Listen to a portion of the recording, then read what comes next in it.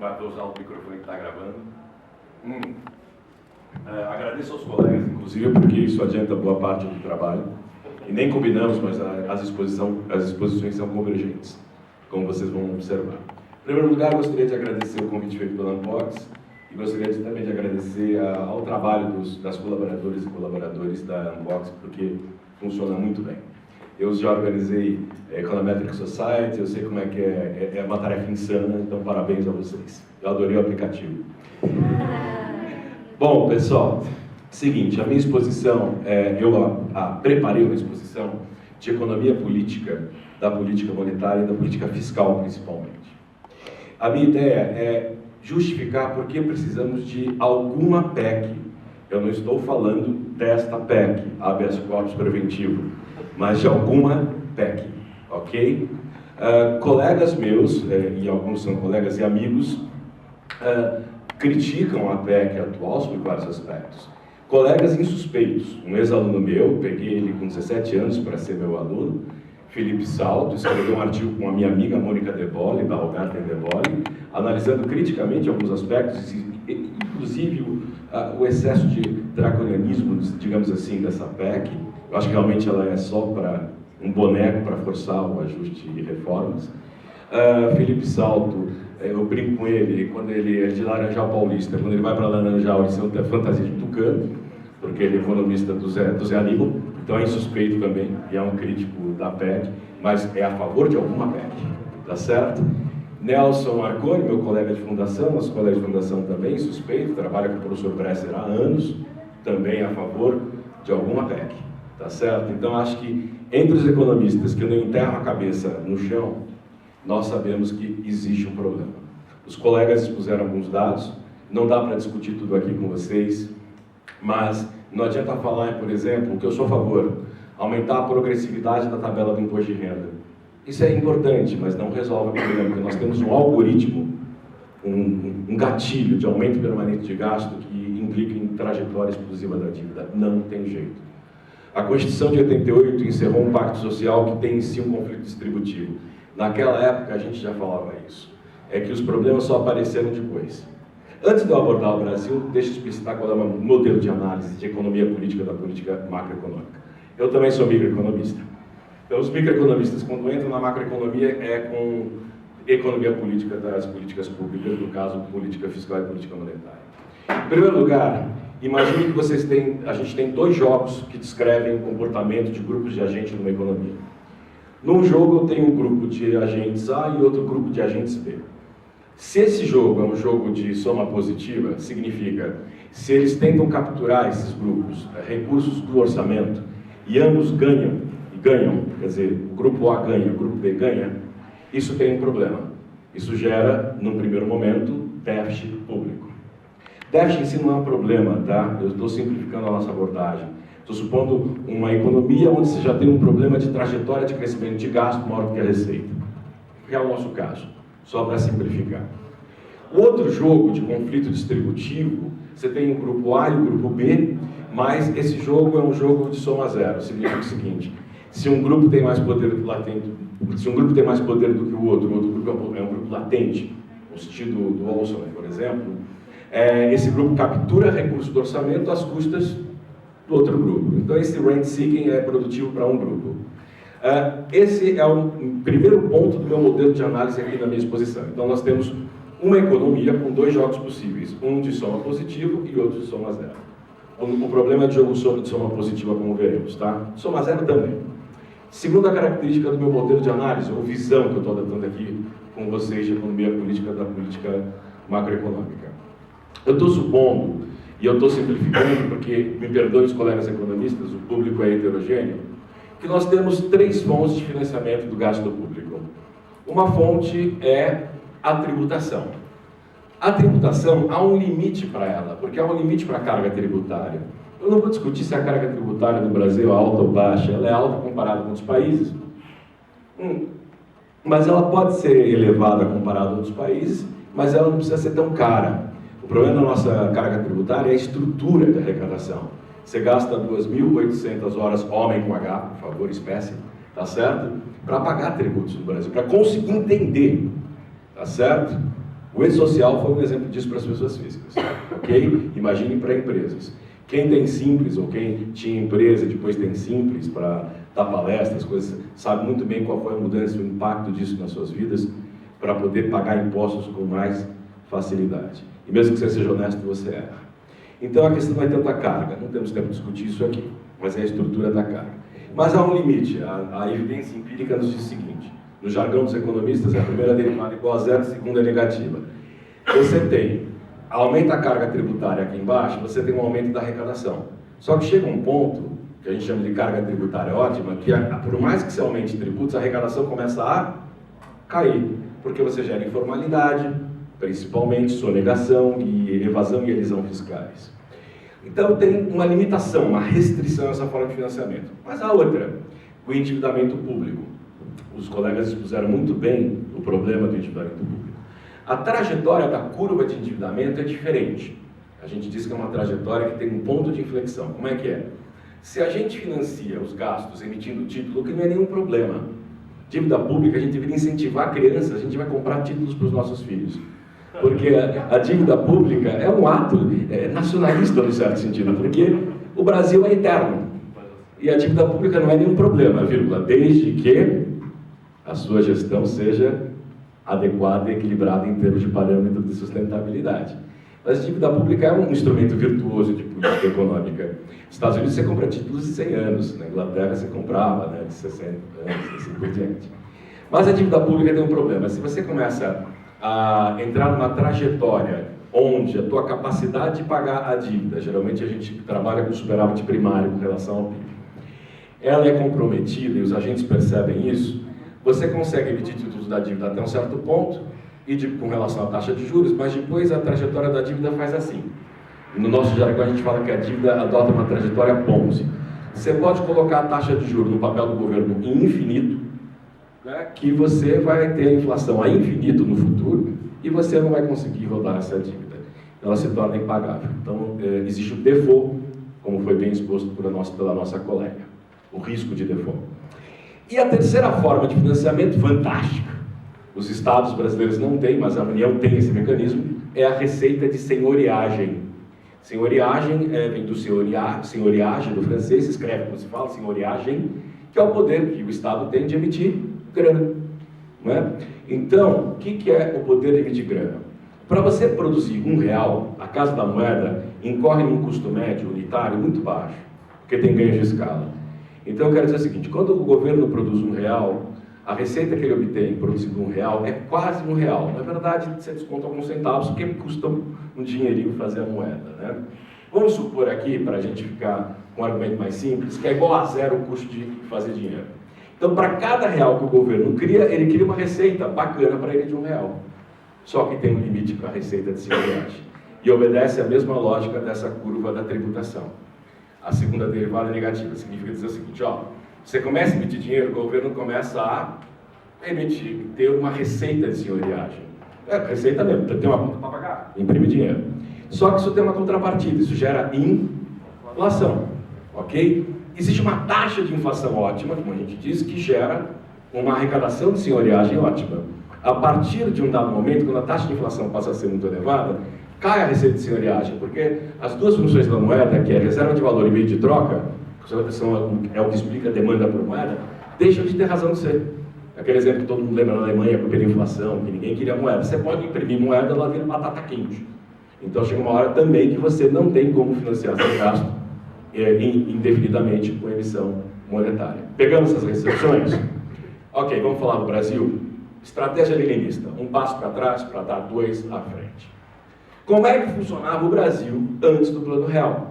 Do ponto de vista do financiamento do gasto público. O Brasil, aí sim, foi uma jabuticaba bem chique. Por quê? Porque nós tínhamos indexação, como temos hoje, mas generalizada. Aquilo que eu expliquei para vocês agora sobre a receita de senhoriagem, que não se confunde com o imposto inflacionário. Receita de senhoriagem é a receita que o governo obtém. O imposto inflacionário é consequência disso. Numa dinâmica em equilíbrio são iguais. Mas, enfim, aquela receita que o governo tem em um país normal, de produzir receita, produzindo dinheiro, em qualquer país do mundo, ela cai a partir do dado momento. No Brasil não caía. Eu vi um economista que foi presidente do Banco Central, não vou nominá-lo, virar para mim e falar: a realidade está errada. Não falando isso, é perigoso. A realidade está errada, é perigoso, tá certo? E um grande economista de teoria monetária. Não, a realidade não estava errada, é que esse economista desprezou o fato de que havia, aqui pela faixa etária nem todos vão sacar isso, tá? Quando a minha bolsa, a inflação 50% ao mês. Vocês imaginam o que é a inflação de 50% ao mês, os mais jovens? Ok. A minha bolsa do CNPq caía, bolsa, hein? Ela é reajustada pela inflação do dia anterior. Os operários mais mobilizados, que não eram grupos latentes, funcionários públicos, funcionários do Banco do Brasil, metalúrgicos, funcionários do comércio, das grandes lojas, recebiam salário no meio do mês e no final do mês, e as contas salariais eram indexadas, chamavam-se contas remuneradas. Só 19% ou 18% da população economicamente ativa era bancarizada. Bancarizada não é ter uma conta no Bradescão para receber o salário, né? É ter a conta e comprar alguns produtos bancários. Então, eu quero dizer, mais de 80% da população economicamente ativa não tinha acesso ao banco, que coincidia num país em 93, onde 63% eram pobres e miseráveis, com os mais pobres. O imposto inflacionário carcava os mais pobres. E aí começa o argumento de economia política. Por quê? Porque a elite, que era quem consumia, com o Gini, que naquela época era péssimo, que o Gini a partir de 93, um pouco antes do que você mostrou, vocês vão ver, 93 para cá começa a cair, e no Lula vai cair mais, por causa dos efeitos acumulados anteriores também, okay? São efeitos de causalidade do tempo. O que acontece é que o consumo das famílias estava concentrado na classe B mais e A. Isso mantinha o mercado interno, inclusive. E, do ponto de vista de economia política do ajuste econômico, porque todo ajuste tem um custo, não havia nenhum interesse em mudar esse status quo. Porque o imposto inflacionário é um inimigo difuso também. Na época do plano Sarney, é ótimo, na época do plano cruzado, o inimigo visível das pessoas era o comerciante. Mas não é o comerciante culpado pela inflação. Esse é o risco que eu tenho se a gente cair no desajuste fiscal agora. Explico para vocês daqui a pouco. Então, do ponto de vista de economia política do ajuste econômico, havia uma situação confortável no período pré-real. Bom, veio o real, mas não foi feito o ajuste fiscal. Agora a gente não tem tempo para discutir isso aqui. O Fernando Henrique também não fez o ajuste fiscal. E o gasto social começa a crescer de forma acentuada em FHC 1 e 2 e em Lula. Por quê? Simplesmente porque eles estavam cumprindo a lei. Qual lei? A Constituição. Estavam cumprindo a lei. Ok? A sociedade brasileira fez um pacto. Ela tem que saber como financiar esse pacto. Não adianta você combinar. Você tem que saber como é que você vai viabilizar o combinado. E aí é que nós temos um problema para discutir no Brasil hoje em dia. Não sei se vocês perceberam, minha análise é factual, não é normativa agora. Está se fazendo uma reforma constitucional aos pouquinhos, bem radical. Tá? Não estou dizendo que é bom ou ruim, só estou falando, está rolando, tá certo? Num momento que não é um momento muito adequado, porque seria melhor que isso ocorresse no calor de um debate eleitoral, onde as cartas são colocadas na mesa. Então não existe tanta legitimidade política, digo jurídica, né, para se discutir essas questões. Esses problemas eu deixo com os colegas cientistas políticos, tá? Agora, caminhando para o final da minha exposição, para não ser enfadonho, vamos voltar à questão do conflito distributivo. Por que eu sou a favor de alguma PEC? E por que eu sou a favor da desvinculação dos gastos? Educação e saúde. Porque eu fui a favor, lá nos anos 90, no final dos anos 80, quando eu li a Constituição, da vinculação. Eu sou incoerente? Não. É que o Brasil mudou. E o mundo mudou. Naquela época, vamos lembrar, por que era racional você cravar no orçamento educação e saúde? A gente tinha acabado de sair da ditadura. Todo o ajuste econômico era feito em cima de gasto social. Tá certo? É muito cômodo ter o Finado escrever na Folha de São Paulo sobre ajuste econômico. Na ditadura é fácil você fazer ajuste econômico. É em cima do gasto social, dos grupos mais latentes, menos organizados. Então, o que ocorre? Naquela época, eu era a favor e vários colegas, dadas as circunstâncias. Mas a gente já temia, tem alguma coisa de errado nisso, porque toda a literatura de economia política do orçamento nos diz que é importante ter conflito distributivo na negociação do orçamento no parlamento, porque isso explicita o comecei minha exposição com 2 jogos, o conflito distributivo. O conflito distributivo fica oculto quando eu tenho o orçamento engessado com previdência, engessado com as verbas obrigatórias de educação e saúde. Mais uma vez, para não sair correndo aqui apanhando, não é que eu seja a favor da redução. Só estou dizendo que não fica claro para a sociedade que existe a restrição orçamentária. Não fica claro para o eleitor que existe essa restrição. E por que hoje eu sou a favor dessa desvinculação? Porque passamos por uma revolução tecnológica nos anos 90, porque temos Big Data, porque a gente pode colocar nas redes sociais, se a gente pegasse o terno do ex-Cunha e como jogador de futebol que tem propaganda, né, São Paulo aquela, bom, os Corinthians eu nem sei, mas propagandas, né? É a Caixa. Se a gente pegar o Cunha, o falecido, quase falecido politicamente, pelo amor de Deus, ok? Não sei. Mas enfim, se você pegar o terno dele, se for jogador de futebol, ia ter um monte de bandeiras, de brands. Amil, seguradora de saúde, tinha tudo. Não tinha nem espaço, ok? Parece alguns times brasileiros, tem que pular cueca. Não é?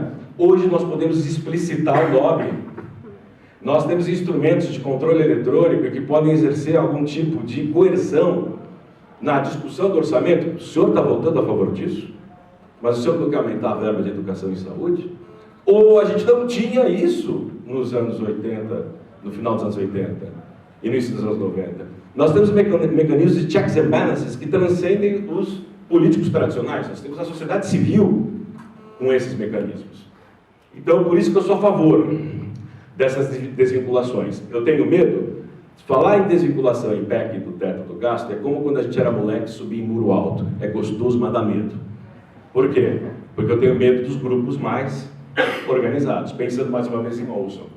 Quer dizer, dos grupos que têm maior poder de organização. Porém, a informação e a transparência desinfetam esse cenário. Ok? Deixam claro o conflito distributivo. Finalizando então a exposição, volto ao início dela. Tenho 2 jogos de conflito distributivo. Parece que hoje foi dado aumento salarial para policiais federais. Vocês viram isso agora à tarde? Blog de Josias. Quase nada, 37%. Ok? O que eu quero dizer com isso? Eu quero dizer com isso que quanto mais o conflito distributivo ficar explícito, porque nesse agente A e agente B, o grupo posso ter um grupo dentro do funcionarismo público, judiciário, que ele está em moda, né? Falar mal, eu fui pioneiro nessa, tá certo? Mas agora a gente vai falar mal, não, é verdade. Transparência mostra. FAORO 2.0 mostra essas estruturas desiguais e de privilégios.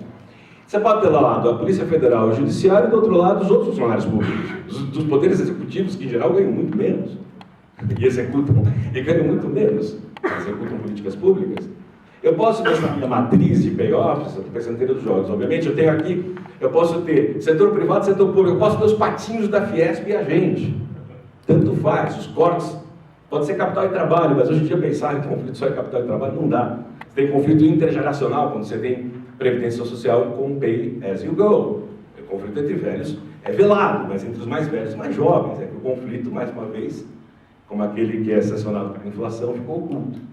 Então, qual é a questão? A questão é a seguinte: se a gente permite o jogo de ganha-ganha entre os grupos, com endividamento crescente, portanto, porque o ganha-ganha não é possível sem déficit permanente. E nós temos uma situação onde o gasto está crescendo mais do que o PIB sistematicamente, pode mudar no futuro. Mas se a gente mantém essa situação de ganha-ganha, com endividamento para uma trajetória que pode bater em 2020 90% do PIB, e nenhuma economia com endividamento elevado é dinâmica, são todas estagnadas. Bom, esse é o Japão, estagnado rico, ok? São estagnadas. Se a gente permitir essa trajetória, nós podemos voltar para o quadro de dominância fiscal e o quadro de inflação, como uma maneira ordinária e vulgar de arbitrar um dos conflitos mais nobres de uma democracia, que é o conflito distributivo entre seus grupos e seus cidadãos.